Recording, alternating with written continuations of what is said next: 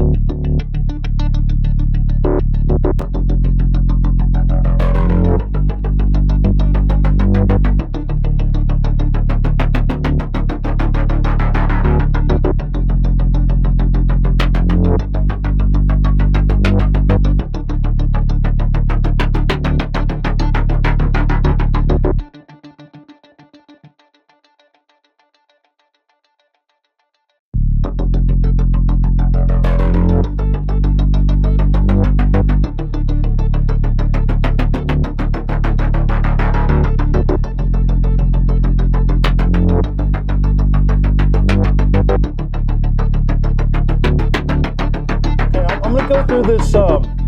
This is one of those hurricane damage deals I was telling you about in Panama City, and it's USAA. And I mentioned my YouTube channel. There's a series that I put on there. Has anybody seen What's Wrong with This Insurance Estimate? You seen that? So there's 10 episodes in a series on there that I did over about 3 years. This is episode number 8. So, and I think it's like an hour and a half long.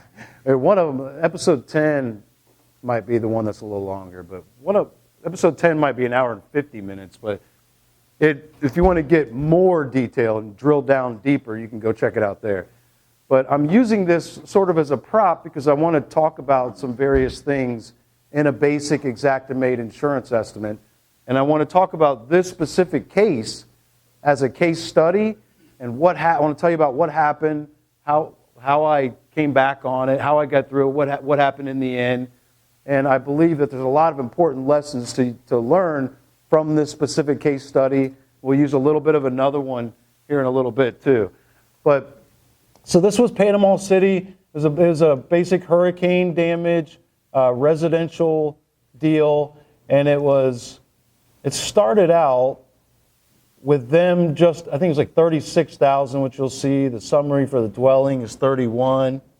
And then other structures, a little bit of fencing. But here's the part I want to focus on, this is just the front elevation. The siding, which you'll see in the pictures I'm going to show you, was Dundee. Like it was absolutely destroyed. It must be replaced, right? But they just wrote it up for basic repair like they like to do. And they come out, the front elevation, they put 8.5 square feet of lap siding. Like they had some of the siding choices or the types they used were incorrect. 64 square feet of shingle type panel siding, and then basically pressure clean and stain the rest, right? Right elevation, same stuff, just a little bit of repair. 60 square feet, 32 square feet of sheathing, a little bit of house wrap, clean, paint. Fascia, clean and paint. Left elevation, a little bit more siding, clean and paint. And then the roof. Now, quick disclosure, my client, the contractor on this, got involved after the roof was already completed. So we didn't do the roof. I didn't deal with the roof in my estimate. But since we're here and talking about a roof, let me go through a couple of things that I want to point out. I think most people, when they look at this estimate, when they do roofing, they think this is actually a pretty decent roofing estimate as compared to most insurance company adjuster estimates, right? Like they have a lot of the things in there that they don't normally have. I think it's horrible, when I look at it. But I just want to use this as an example to slow down a bit when we're reviewing adjuster estimates, okay? And that's really the nature of that series on YouTube that I told you about, was me taking an actual State Farm estimate, for example. I take out the personal information, and I go through that estimate and talk about what's wrong with it, the title of the series, right? And I talk about what I think is wrong with it, and to try to give some commentary and insight on that particular original estimate. And then I'll bring out my estimate that I wrote for that job and discuss how to correctly write an estimate for the same job. And then I follow up with the insurance company's final revised copy, like the proof, to show what happened, right? And I'm going to do a little bit of that in this training segment. But part of that is when you look at this roof, you look down, you got removed laminated shingles, 45 squares. They gave a little bit of waste for the replacement, not enough, but a little bit. Drip edge. They've got additional charge for high roof. Roofing felt, 30 pounds is required where it is. They have 2 lead pipe jacks, 1 exhaust cap. They've got the steep roof here. When you look down, you kind of think, well, they've got most of the things there, right? Like they've got the drip edge, they've got the flashing pipe jack. What's wrong with that right there, though? Anybody tell me what's wrong with that? It looks like it's there, but there's something wrong with that item. R&R, right? Where's the R&R? You see? So I think a lot of us, when we look at estimates, we look down through, we're like, okay, it's got 4 pipe jacks, it's got, exhaust vents, but it's not near correct because they don't even have the removal on it first, right? Now, of course, then you could go and I could say to the adjuster, hey, you don't have removal in there, you have to pay for removal. And he'd say, oh, it's already included in the tear-off, right? That's what they say. That comes from the Greatest Hits album. Well, if I go into Xactimate and I pull up that item, then it's not included in the tear-off. What I'm getting at is you click on the illustration for that item for remove shingles, and it says shingles and felt, right? It doesn't say that it includes the tear-off of, the drip edge, the pipe jacks, the starter hip, the fascia, the freaking siding. It doesn't say any of that, right? They don't say that. It says shingles and felt. Now, I'll give you, Mr. Adjuster, like they might mean nails, and they didn't say nails, right? Like they have to mean nails. Shingles, nails, and felt. And I'm not charging you for the nails, right? But it's not included with the tear-off. So I could bring the horse to water, and I could tell the adjuster, look, if you would just click on, like maybe we're in the same room, and I pull up my Xactimate and say, look, Mr. Adjuster, let me prove it to you. And I take him and show the horse the water. He's going to say, I'll be dang. Still can't pay for it. You know what I mean? It's not because the logic that he's giving you, the real answer is not allowed to do it. You know what I mean? I've been told not to do it, so I'm not going to do it. I'm going to blame it on all these other reasons, but you can go there and try to prove it to him, and it's not going to do you any good. But I wouldn't have to do that on this one, would I? Because I wouldn't have to use that logic, because why'd you pay for it there? You see? Why'd you pay for it there? Right? But I'm going to just encourage, when you go down through these things, let's slow down and let's look at these. But also, it's not good because all the pipe jacks and all the exhaust vents, the chimney flap, everything's got to be replaced on this roof. So in my mind, it's not good. The other thing is, who here is familiar with the RFG DMO controversy? Got one back here, a couple, a little bit here. All right, so it's good. Like this is to be new to a lot of you guys.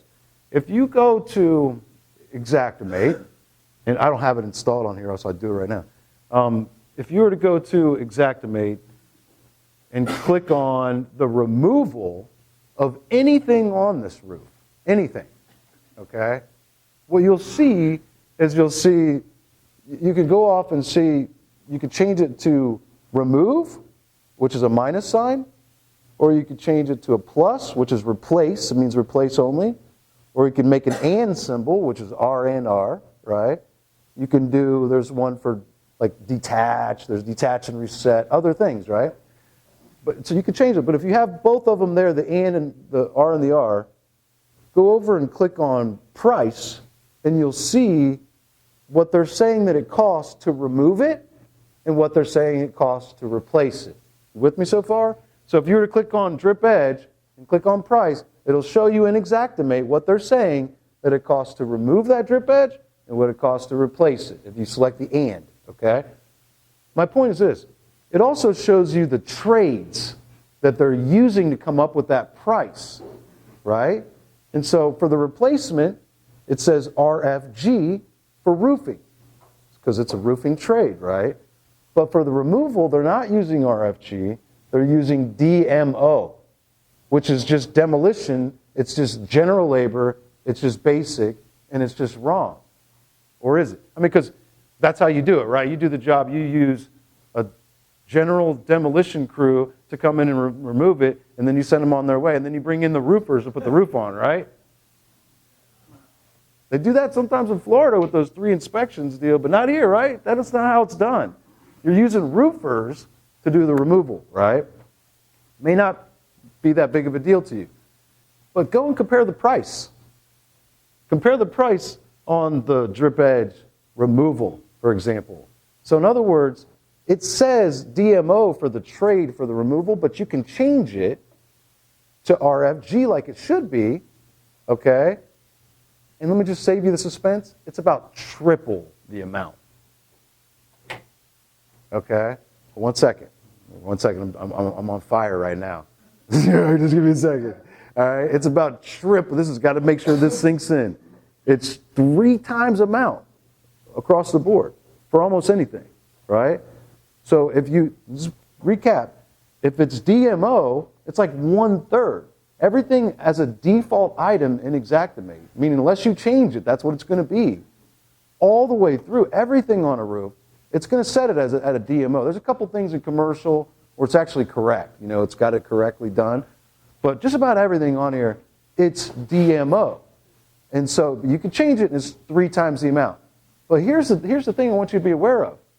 It's not just RFG. It's not just roofing.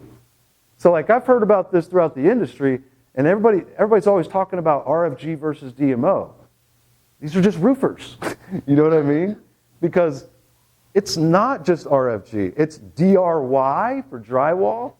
The same problem exists in the entire drywall category.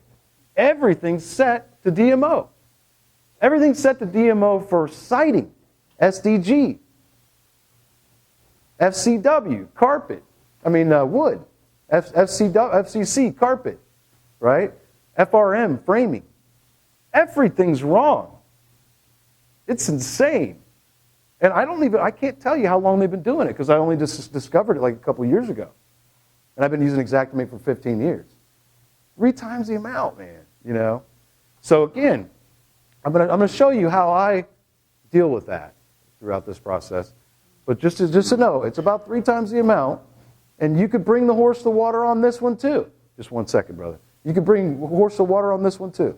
You could show them to it. You could see, it's wrong, it's wrong, it's wrong.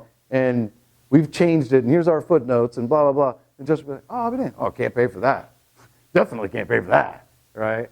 So it's just, I want to bring your attention to that as we're understanding better when we look at an Xactimate estimate. Okay. Question over here?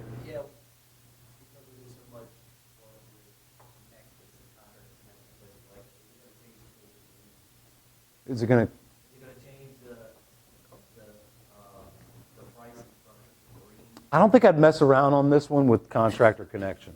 I've done those estimates. I know you have to have a profile set up in Xactimate. I wouldn't mess around with that.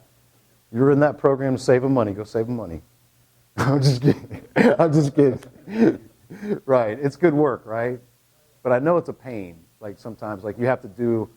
Did you do your little test estimate with them and you show them how to do a little water damage job and they don't want you to do it like I basically, another like good example I was talking about, the water spot, right? Like, and I was telling you, I don't think you patch that. You take out the drywall, You take out the insulation, you apply antimicrobial agent, reinstall insulation, reinstall drywall, deal with the texture, prime, paint, whole ceiling, right? But my version of that is all of those things, but also, you're masking along the perimeter where the walls meet the ceiling. You're masking, covering the floor, the contents, move out, then reset, or content packing like we were talking about earlier. And then, you're detaching, resetting everything on the ceiling. Ceiling fan, light fixtures, HVAC registers, smoke detector. And if that spot is touching the wall, or it's even close to the wall, then when you're tearing out the drywall, you're going to tear the paint on the drywall on the wall. And I know this is wallpaper in this scenario, so that's even more extensive. But if it was just drywall, we're damaging the paint, so now we have to paint the wall. Not just one wall, but all the walls in a continuous run wherever it leads, right? And then, now we've got to deal with masking and taping the baseboard and the doorways and the window openings and detaching and resetting the drapery hardware and the blinds and the shelves and the mirrors and the towel bars and the toilet paper holders and the door stops, right? Whereas Contractor Connection just wants you to put in patch, seal paint, done, right? So, but anyway, I just wanted to cover this. I'm going to show you, so you could lead a horse to water and they still don't want to pay for it. And so when I found out about this a couple years ago, when a guy worked for me, he was awesome. He discovered this and he brought it to me. And he was like, look, here's the problem. We're all about documentation. We did screenshots and footnotes and all these other things to show that we changed it and why we did and why they're wrong. And we tried it on 20 estimates and struck out on all 20. No good. Nope, we're not paying for that. We're not paying for that. We're not paying for that, right? And so what I see in the industry, all these people are talking about, you guys got to know about the RFG DMO, but they don't tell you what to do about it. There's not like, okay, I know about it now. What can I do about it, right? And so unfortunately, there's not very many ways to deal with this. There's only a couple that I know of, short of, like we talked about, appraisals and attorneys and PAs, delay. But in the contractor lane, there's only a few ways that I know of that will get it bought about 4 or 5 out of every 10 times, okay? All right, I want to go through this a little quicker here. So we're just talking about the roof here. Other structures, wood fence. Quick note about this wood fence, just as please don't come up and say, so basic, that part, don't talk about basic stuff, because some people need to hear this, right? So I'm going to talk about something real basic for a moment, but if it's basic to you and you hear this, then think of it as maybe a way of explaining it to a brand new client or a new person within your company, right? So look, can anyone tell me the significance of this item right here? Non-recoverable. And how do you know that? The brackets, right? So the parentheses around depreciation usually, not always, you got to be careful, usually means recoverable, and the brackets usually mean non-recoverable. Why is that important, right? Because this is a replacement cost value claim here, policy. Most of these property claims are, some aren't, got to be very careful, okay? If they have a mortgage, they're probably going to be an RCV. But not always, okay? You got to be careful. And we have an agent actually in the room today. I might come to you for help on that. But anyway, but I want to cover something. Like most of the time, with an actual cash value, with an auto policy, it's actual cash. Not always, but most of the time, it's actual cash value on an auto. So if you totaled out your car and the insurance company wrote you a check for a totaled out car, they don't usually write you a check for what it would cost to buy a brand new car today, right? Like they're giving you a check for the depreciated value, like the mileage, how old it was at the time of the accident, right? The blue book value of that older car. Now, when they give you that check, do you have to go buy a new car with that check? You don't, right? You don't have to do it. You don't have to do that. But with property claims, it's typically replacement cost value, and the difference is that they can't pay for a depreciated roof, like what it's like depreciated 9 years, whatever. They have to give you what it costs to build a brand new roof today, what it costs today, like at the time of it's being built, right? That's replacement cost value. And the difference is, though, is when the insurance company comes out and writes you a check for a new roof, for example, how do they pay that out? So say it's $20,000, the cost for the roof. Say they take off the deductible of maybe $1,000 or whatever it is, right? But then they don't give you 19, right? They give you like 15 or 13 or 14. It's depreciated, right? You go do the work, bill them, and then they release the recoverable depreciation when the work is done, when the work is incurred. It's paid when incurred, okay? Now, so that first check, they're paying the check, that's considered the actual cash value payment, ACV, back to the auto thing. So it's an RCV policy, but the payment is an ACV payment. Now, when they pay that first payment for the roof, do you have to go build the roof? Do you have to buy a new roof? Or can you just pocket the money and go on a cruise? If you want to, you can. You can, right? You might get dropped from your insurance company. They find out about it. They might turn down another claim in the future, right? If you have a mortgage on it, that probably won't be as easy to do as you might think, right? But the reality is the ACV money, if you don't do the work, then you can do whatever you want with the money. I mean, if you can, right? There's going to be exposure for that. But what about with a fence? What about pressure cleaning and staining a fence, hail damage, right? So the depreciation, you'll notice, is not applied on every single item. It's just on the replacement items, the ones with material. So they don't typically depreciate labor. I know in some states they're messing with that. But. This is why you're seeing more mortgage companies involved, because more and more insureds were not making those repairs. Yeah. So the recoverable on, because we went through 2008 with all the foreclosures. I've been seeing it since my beginning of my industry, the start of this industry. They have always been crazy. They're requiring so that those repairs are made so that the mortgage company's interest in the property is maintained so that it's not a diminished value if they need to foreclose. Sure. Let me keep moving here, okay? Because I want to cover something. This right here is non-recoverable depreciation on a fence. So one thing I want to know, a lot of times on coverage A is the dwelling or the structure, okay? That's the house, or in a business, that's the building. But other structures, fence, shed, playgrounds, those kind of things, are a lot of times, and this is something you got to find out, are ACV only, okay? And if you didn't know that, then what's going to happen? I can tell you what's going to happen. You're going to agree to do all the repairs that are prescribed by the claim for no money except for the deductible, right? And then you're going to get down to the end of it. You're going to do the work, and then you're going to be like, Mr. Jones, you're short by $700 or $1,798. Where's that at? And they're like, I don't have any more money. I've given you all the money I've received. And then literally you can't figure out what's going on. You have to do like an audit. You're calling the adjuster and you're like, hey, you shorted my client. And then finally somebody figures out, oh, it's the non-recoverable, right? And then so what do you do at that point?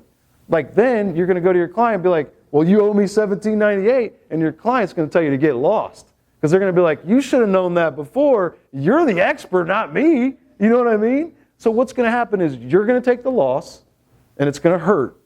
And hopefully you learn your lesson.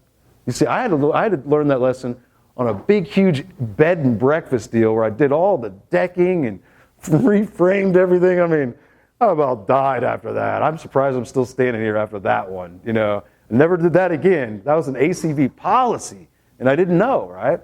So, but I want to point it out to cover the basics with you, but also this is not always a disadvantage. So when you look at this and you see it as a negative and a disadvantage, I look at it as an opportunity, okay? Because what is the other problem that the client has? The deductible, right? Client has a deductible problem. Like they're trying to get you to waive the deductible, right? Or cover the deductible. And why is it they're trying to do that? Because everybody else is doing it, right? So and I know it's funny too, how many honest and ethical contractors are on Facebook, right? And they dog it out about they go after people that are trying to figure out ways about the deductible.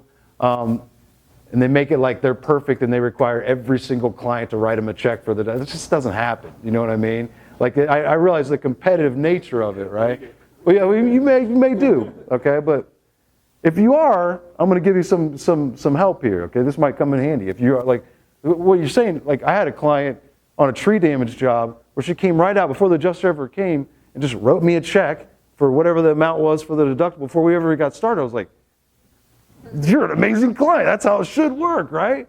But so the deductible, you got to think about we're talking, and we have those clients too where they're like, what do you mean? I've already paid my deductible, right? And I've had so many of those through the years, man. I can remember when I was younger, I'd be leaving the house yelling at the client. They're yelling at me, get out of here. No, you got to pay your deductible. You know what I mean?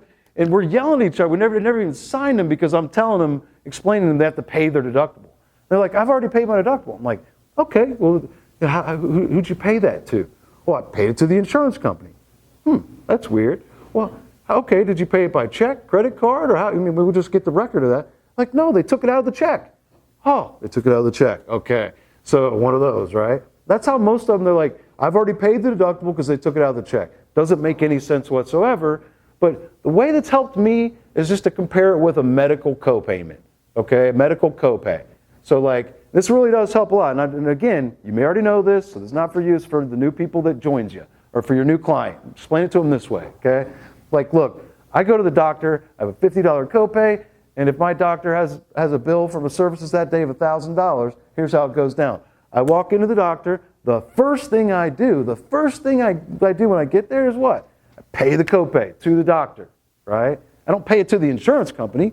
I pay it to the doctor when I get to the doctor, $50, right?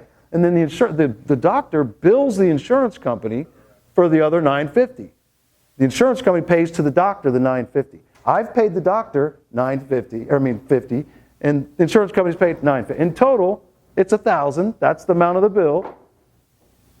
Where did all the money go to? It went to the doctor. In this case, I'm the doctor, and your $1,000 deductible is the $50 copay. It's no difference whatsoever, right? And they're usually like, oh, I got it. Oh, you know, they're like, dang, I got to pay my deductible, right?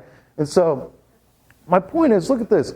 This non-recoverable here, you know, if it's fence staining and cleaning of fence, right? And like, losing power over here. How bad do they want to do the fence? Like if it's non-recoverable depreciation on the fence, if that's an ACV item, what's the risk that they do that work? Are they going to get dropped? They're not going to get dropped, right? So what they have, if they don't want to do that work, if they don't want to do it, then they've got, instead of, they're deficient by 1798, instead they're plus 1307. And that's usually going to be on a separate check because it's separate coverage. So that could be signed right over to the contractor to take care of the deductible. Interesting. Yeah. That's what I was going to say. Like if you are requiring them to get checks, that's great.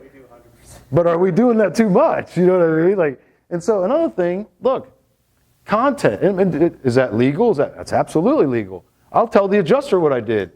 Hey, you wouldn't believe what I did with this client. We're going to use that for the deductible, blah, blah, blah, blah. They're like, huh? You know what I mean? But one second. The other thing, contents. So when I'm doing an inspection of somebody's property, my inspections are 2 to 3 hours, right? I mean, I inspect every single room, closet, and hallway. Every inch of every elevation is getting inspected. The attic, right? Like, just to let you know, like some of you guys, I'm going to go there and figure out how to make this easier. You know, I'm telling you about how to make it harder, but I promise you'll win way, way, way bigger, right? But I'm finding things on unattached structures. Like I'm constantly raising money for the deductible, and then some. You know what I mean? Benefit by taking pictures of all of these miscellaneous things that they probably wouldn't replace, like you said, a grill, etc. Mm-hmm. And that they're going to get that money, and you can use it for your deductible. Correct. So you can use it for whatever you want to. You can use it for whatever you want to. Yeah. Yep. So like to me it's creative financing. Do you know what I mean? And so like another way is maybe you can't. Right. You're not trying to make money for your client, right? But I'm just saying, like, I am not, like, I'm trying to raise it by any, means that I can, just as a matter of the course of my process, right? Now, let's say you can't come up with a deductible you can't find any ACV. Do you see why I don't look at it as a disadvantage, but an opportunity instead? It might turn it around into an opportunity. So, but say I can't find that. Say I can't find any contents or any of that. But maybe I have a situation like this where the homeowner wants to do their own work. Right? So in other words, like, how long have you lived here, Mr. Jones? And you're walking through and you find out through that process that they did all the painting themselves. Do you want to do the painting yourself again? Because I'm going to need a subcontractor on this job. Now I'm stretching, right? It's because it's easier to get them to pay it's easier to just ask them to pay the deductible, okay? But I'm talking about those problem cases, maybe a bigger job, maybe it's a, invaluable, whatever the situation is, and you literally cannot close it if it's a deductible issue. And you can't find money for the deductible any other way. Then you can actually subcontract certain trades directly to your client. They have to do the work. They have to turn over they have to pay you the deductible. They have to turn over all insurance proceeds, but you can hire them as their subcontractor. That's an outside the box, and I realize it's out there, but I'm talking about after you've exhausted everything else and you literally can't find, and they just can't sign with you. I'm saying to do all that short of covering their deductible. When I say covering, like waiving the way other people talk about it, they talk about it like, okay, insurance company's going to pay $20,000 for repair, or they've estimated $20,000 for repairs. The deductible's $1,000, right? So they take off $1,000 because you have to pay the first $1,000, right, to the doctor, to the contractor, and so the insurance company's going to pay $19,000. So if you waive it, then you would send them a bill saying minus $1,000. 1 second. You would waive it. You'd send them a bill that says $19,000, right? And if you did that, then the insurance company would say, great, we only owe $18,000 because they're just going to take $1,000 off from that. So the way people get around that is they lie to an insurance company, which is a felony no matter which state you're in. And I'm here to tell you, you do not want a felony. You know what I mean? So like that is insurance fraud. Insurance fraud usually comes down to lying to the insurance company. So contractors, what they'll do is they'll lie to the insurance company and they'll say that they charged them $20,000, right? And then so that's how they got the client out. And so I know some people are going to say, yeah, but sometimes I don't have to give them an itemized. I'm not talking about that. I'm just generally speaking. What's up, brother? Sometimes in that instance, the customer, the client, says, well, I gave the money, I already paid the deductible to the vacation company. So it was ServPro. Good point. Hired by the insurance company. Right. They lied. The court didn't understand. They're trying to pull a fast one on you, right? But in some instances, Totally. So what he's talking about, he brought up a great point that usually doesn't come up very much, right? Is that what if they already did other work before you got there? So they may have already paid a tree company or something to remove trees or to clean up messes and things. So you have to take that into consideration too. But that could help the client. That could help them, right?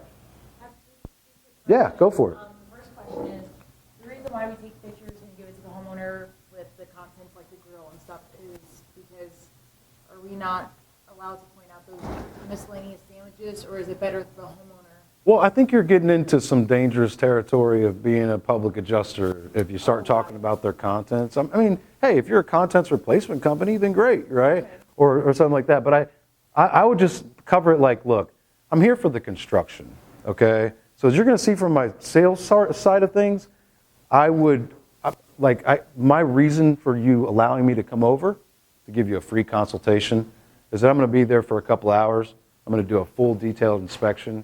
I'm going to inspect every single room, closet, and hallway, your attic. I'm going to fly my drone, and I'm going to even inspect, I'm going to take hundreds of photos, and all the photos that I take, I'm going to provide them to you, whether you hired me or not. So you may not want to hire me, but I'm going to give you a folder with all that 2 hours worth of inspections, documentation that I found, and included with that, I'll check out, going around the house, I'll check out anything that got damaged by hail. So if it's your, patio furniture, your contents, your grill, anything you have anywhere, I'm looking every inch of the property. Does that make sense? It does, so it's best for the homeowner to address that to the adjuster. I think so. Yeah, okay. So I would say, look, I don't deal with contents replacement with your adjuster, right? That would be something that you would want to take up with them directly. And they're pretty good about working with you on those things, right? And so, but what I will do is I'll give you the footage, the link, so you'll have the proof, so that you'll have the photos to then show it to your adjuster and open up a conversation with your adjuster. So would you say it's best to always have a homeowner there? Then, Yes, definitely. Yeah, absolutely. I would always have the homeowner there for my inspection, both homeowners if there's two, and definitely for the adjuster meeting too. Great question. Awesome. Great question. And then my second question is with the deductible. So once they go ahead and write a check for the grill and different things or like that wood fencing, and that can be used towards the deductible, does the homeowner first write a personal check to us paying their deductible, and then we writing a check? Not in that instance. They could just sign the check over if they want to. However they want to do it. Straight up. They could sign the check right over to you. Oh, and that would be considered the deductible? Yeah. So then when- However they want to do it. Doesn't matter. But I'm saying though, if you have a deal where, like in that instance I gave you where the client's doing their own work, they have to pay you the full deductible. All the insurance proceeds have to be paid to you. Oh, so okay, so we can hire the homeowner as a subcontractor, Yeah, that's, and they would still. yes, correct. Two separate, you have to look at it like, this is my client who has to pay me the deductible. I also have to hire a subcontractor. Two totally separate things. But you're just using the same person to do it. There's nothing wrong with that. Got it? Okay. So look guys, let me just show you the rest of this estimate. I usually am all the way through my estimate by this point, but you guys are killing me. I love it. I love it. So I'll have to move faster when I get back. But because we have to break for lunch. We have to do that. So, but I want to go through the rest of this just to sum it up. Single axle dump truck, labor minimums. It came out to, said before, $36,602. My estimate was like 88 without the roof, right? But we'll get into that. Yeah, we'll get into that. I'll show you what happened with this. This estimate was written before my involvement. And so a lot of times, almost all the time, back up, every estimate is short. Every insurance estimate is short, without exception. I've never ever seen an estimate from an insurance adjuster that didn't have something missing on it. Okay? And I don't care about dollar amounts. It's the items. It's the scope that I'm interested in. Okay? My estimates are so much higher than any adjuster estimate, right? Like when they're written correctly, most of my money is earned at the inspection. I discovered so much more items from being there that went into the estimate. It's way larger than what the insurance adjuster's estimate is, right? And so usually they're going to be irate. And what do they usually do? They try to drive a wedge between you and the client. And so they'll call the client first and be like, where'd you find this guy? It's crazy. They sent me this crazy stuff, right? The way to coach them around that, your client that is when you're signing them up, just simply educate them about how it works. This is what the insurance company's going to do, right? So when the insurance adjuster calls them, they're going to be like, oh yeah, my contractor told me you were going to be calling with that nonsense. You know what I mean?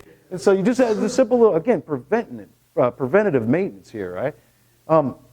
But my point is, my estimate's always going to be much, much higher. For that reason, I don't usually send it in right away. Now, here's a couple things. Do you meet the adjuster and hand them your estimate? No, I never do that. I go and I try to get them to show me their cards first. Do you have your estimate, Chad? I'm Mr. Adjuster, right? Hey, Chad, do you have your estimate? Oh, no, sir, Mr. Adjuster. See, I was hired to perform all repairs that are prescribed by you. So I'm just here to get my prescription, right? I'm here to get my marching orders. So how could I write an estimate? I don't even know what it's being approved. You see what I mean? So you make the approval, you write the prescription, and I carry it out. I'm here to get my marching orders, my instructions, my instruction list. In this particular case, I got involved after the first adjuster was there and gone. And so I was hired, or my client was hired as the contractor to perform all repairs prescribed by the claim, set about to perform all these repairs in this prescription, and realized it can't be done. You with me so far? That's where we're at, okay? So what do? Do we send them the estimate? No, because we don't have, we don't know what they're going to approve. My estimate, I have it. It's 80-something thousand. I know it's crazy. I know if I send it to them, they're going to send another adjuster to do a re-inspect. I know that's what they're going to do. It's so far apart. I've discovered all kinds of new damage that they haven't seen. My photos are great. They're still going to require that another adjuster comes out there. I know that. And I know USAA, right? It's too far apart. I know for a fact they're sending somebody else out there, okay? So I don't want to send them my estimate, even if they're asking for it.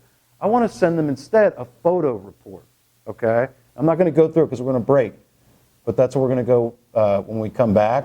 It's like you can do a photo report in Xactimate that doesn't have the items, right? It just has, the cover report and photos of the damage, okay? So I sent them a photo report showing them, look, we've got serious problems on this.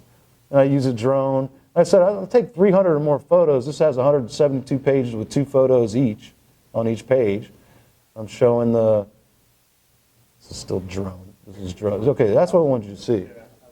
You know what I mean? Like that's not minimal repair, They even have replaced a little of the sheathing, meaning it's wet, It's not minimal repair. All that siding needs replaced. That's my biggest goal, if you will, is to get the siding approved as a replacement. I don't care how much they assess on the price, because we'll get that later, But I need them to approve full replacement of the siding. It's all I care about first. And so I send them in the photo report, and typically that will trigger a re-inspect. That makes sense? And so, and sometimes though they'll say, in fact, maybe even this one, they came back with, okay, send us the estimate. And so I have a framework of an estimate kind of started, of how, where it's even going to start, of how we would carry out that prescription. I could send that to you, right? And then they're going to send the adjuster then. But see, when the adjuster comes out, the re-inspect, you don't want them to have your estimate. You want to see their cards, okay? So sometimes you'll have to send it to the carrier, and when they send the re-inspect, like in this instance, he didn't have the estimate. I sent it in, but he didn't even have it. So it was still good, right? But I just want to I'm kind of getting into some more stuff here. Yeah, I'm going to go ahead and break. I hate to do that right in the middle of this deal here, but when we come back, I want to show you incredible stuff, what I did with this deal, okay? I'm going to show you some higher level advanced stuff on how to put words into adjusters' mouths, how to get the RFG versus DMO bought, how to get the siding improved. I'm going to take a look at a $405,000 estimate a little bit, and then we'll go into the code game. But we're going to break. We have one question here. Yes, the scenario here. They're hungry, so. The scenario here, is this one of those like hurricanes Yeah. where an independent adjuster rolled through here, not an adjuster that works for USAA? Correct. Independent, Yes. And don't they usually get paid a % of the? Great. Why would they so underestimate that? Okay, so I want to explain this. I usually do a little later. I'm going to do it right here. Great question. Great question. Why would they do that? Because it's an independent adjuster that's probably paid on a scale of the size of the job, right? I don't think all adjusters are bad, guys. I think most of them are good. I just want to explain something to you quickly. When there's a storm like this, they're being brought in from everywhere, even beforehand, right? Thousands and thousands. Like they're getting they'll hire adjusters from anywhere to get them in. If you were to want to be an adjuster, you might consider that because you're thinking, man, I could go do a bunch of these claims real fast and make $100,000 a month. You know what I mean? Problem is, you go become that new adjuster. You go through your new adjuster school, learn how to write a good Xactimate estimate and all that, right? And you finally get deployed somewhere, which is what you're going to have to do to be a new adjuster. You're not going to get like a staff cushy job, some inside desk job. You're going to have to deploy first and have that under your belt before you can get. And you're going to have to go work for an independent adjusting firm not the best, and you're going to have to pay for everything yourself on your own credit card, the hotel, the gas, food, and all that. And when you start making payments and they approve those payments, okay, then you start getting credit for your work and you start to earn income. It could be different wherever you work. I don't want to get into how much you get paid because it's different. It's different for different companies, right? What he's saying is, why would he want to even do it that way then, if he's getting paid based on the scale? So the new adjuster goes out there and they're doing really well at first. Like they were trained, diligent, good inspections, take your time, write the estimate correctly, okay? And then you go on to the next one. And you're already spending your money. You're already counting up the money that you're earning, okay? And then all of a sudden, they start kicking them back down. They say, no, take this off. We don't pay for this. We don't pay for that. I've seen insurance companies after storms where none of them paid for overhead and profit, no matter what. It was just a policy that they had in the fog of war. We're not letting any of these field adjusters give out overhead and profit. We'll give it, but they're going to have to come and drag it out of us. Does that make sense? Phoenix, Arizona, 8 years ago, huge hail, tile roofs everywhere shattered, and USAA had a policy that no tile roofs would get approved for full replacement, no matter how bad they were. They were going to write them all up for repair. You see what I mean? So they find out right away the insurance company's kicking it back down. And when that happens, they don't get paid. You see, that's holding up their money, you see? And so they realize they've got to take more items off the estimate. That's why a lot of these estimates, a lot of it's just incompetence, okay? But they realize that speed is the game. They're just trying to get them approved. It's not quality, it's speed. They realize that the quicker they get them, because here's why. Guess what? After every one of those claims that are filed after a hurricane like this or a big hailstorm, after the claim's filed, how long does it take for all the adjusters to go visit? 2 weeks. And they're all visited, and guess what happens to the adjuster? Done.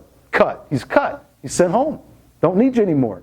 Why is that? Because only the seasoned people, a more limited few, stay behind to do the supplemental work, which they tell you, you don't have to get it perfect. Hurry, hurry, hurry. We have cleanup teams for that. If you make a mistake, just go. Right? Don't give them the overhead and profit. Don't give them this. Did you know that the amount of claims that actually get supplemented are like this, guys? We're the minority here. Nobody files supplements. People just take the adjuster's word for it, take the money, and move on. That's why I don't think adjusters are bad. This is just my logic that explains somewhat how they got to be in this position. They've realized over time that it was speed. So the more seasoned guys I see in storms like this, I remember one guy, he was at a storm with his wife in the van. His wife had like a desk set up and she's typing out he runs around the house, takes a couple photos, she types out the estimate, types out a check, and they were gone down the road. And I'm like, hey, wait, you missed all this stuff. That was the guy making the money because he was closing claims, issuing payments. You see what I mean? That's why these things start out so terrible. We got to go to lunch. See you in an hour. We're going to go over here. I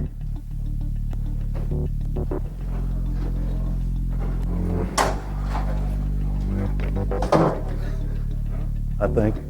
Oh, yeah. Here they come, man. You've been waiting on us, huh? All right.